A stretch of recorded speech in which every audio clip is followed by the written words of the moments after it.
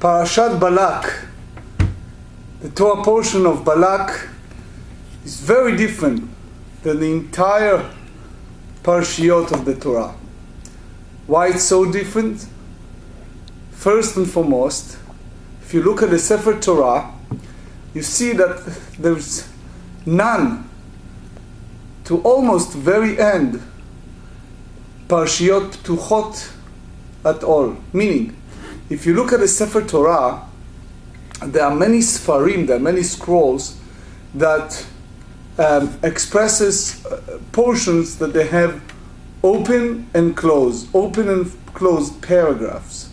You see a space between the paragraph, you see the paragraph finish at the middle of the line. This one, from the word Vayar Balak, from the very beginning, up to the one paragraph before the very end, it's all in one chart. Furthermore, Parashat Balak, there is no mitzvot. Another thing that happened is the only parasha that named after totally enemy, meaning someone who's anti-Jewish, but also a non-Jew. If you look at the way our great sages put the name of the Torah portions, even those parashiyot that named after people, such as Noah, Chayei Sarah, etc. You have parashiyot after people, Yitro that changed his faith, but they are all name of people who are righteous in their life. Balak intended to curse the Jewish people, and he was the anti-Jewish, the epitome, and yet you have his name and the only name in the entire Torah.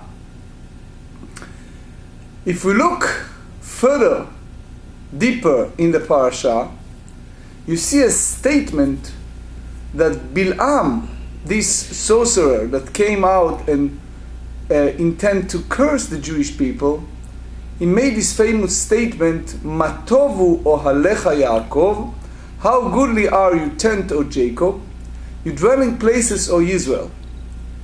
And it's fascinating to think that this is Bil'am, the man who intend to curse our people, turn around and say blessings. So, with all in mind, we look carefully at the Haftarah, and you see in the Haftarah, in the extra additional portion that we read after reading the Torah portion, you have a statement from the book of Micah. Ami, my nation. Remember what Balak and Bil'am intend to do to you. I paraphrase that line. So here are some answers. Look at our brothers and sisters, the Sephardim, the Eastern Jews. They have every single day 10 remembrance. We as Ashkenazim have 6 remembrance. In our 6 remembrance, which we recite after the morning prayer, after Shacharit, there is none about the story of Balak and Bilam.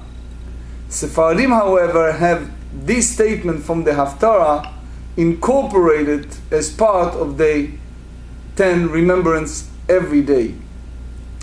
We as Ashkenazim start with the statement I just mentioned, but not just the end, but the very beginning. How goodly are you, tent, O Jacob, you dwelling places, O Israel, Matovu. It's because God changed his word. He intended to do it. He intended to curse, but something good come out of his mouth. And we want to remember all the times that the secret of our survival is the house of study, the house of prayer.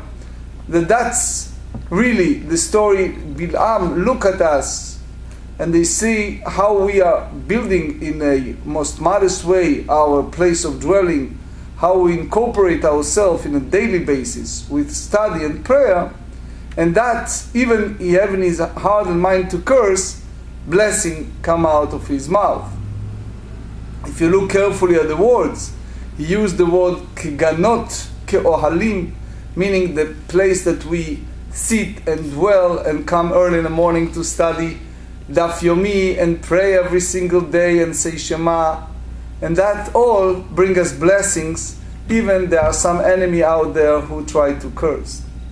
The Talmud tells us in Tractate Brachot, page 12, that it was an intent, it was a notion among our early sages, not only to recognize this uniqueness of the Parashat Balak, but even to incorporate it in a daily Shema. And the rabbis tells us the only reason they didn't do it, it's called Torah Tzibur, not to impose upon the public too long prayer. But it shows us that this parasha has a tremendous amount of impact on us. The idea that there are people who try to do harm to us, the enemies that try to curse us, but if we follow the path of the Lord, it's a protection. That's the basic message. Balak himself, Kabbalistically speaking, if you look at the chart, you see it in my book Ruth Talk. I spend a lot of time putting a chart of the genealogy. You see that the descendants of Balak is Ruth. And since Bilam, and some said even Balak, were among those prophets, non-Jewish prophets, he prognosticated that special soul of the Redeemer, David HaMelech, will come out of this union between Ruth and Boaz. And he tried to avoid it. And again, it's a signal. The Mishnah tells us in the Ethics of the Father, chapter 5, remember the difference between the disciples, the students of Abraham, and the student of Bilam. And you may ask, Bilam and Abraham in different generation. But the key is you have to look at the students, at the result of the teaching. What is the trait of Bilam, and what is the trait of Balak, and what is the trait of Abraham? The trait of Abraham is loving kindness, happy with someone else's success, love to have guests, love to have people, etc. The trait of character of Bilam is the opposite. It's someone who's jealous, if someone is successful, someone who's envy what my neighbor or friends have, someone who is never happy in his lot, someone who tries to do harm to others in order to achieve success, and more. That's the character, that's the trait. So now hopefully we understand why it's all in one chapter, because it's one important theme, and why the rabbis want even to make this portion of Balak as so important as part of our daily prayer, and why we believe strongly that we not only have to study this parasha, but some of us has it as a daily remembrance, like the Sephardim, or we as Ashkenazim said that important sentence. So please remember, when we saying every day, how goodly are you, tent of Jacob, you dwelling places of Israel, the important message we just said from the living life of the blueprint of our lives, the Holy Torah. Shabbat Shalom.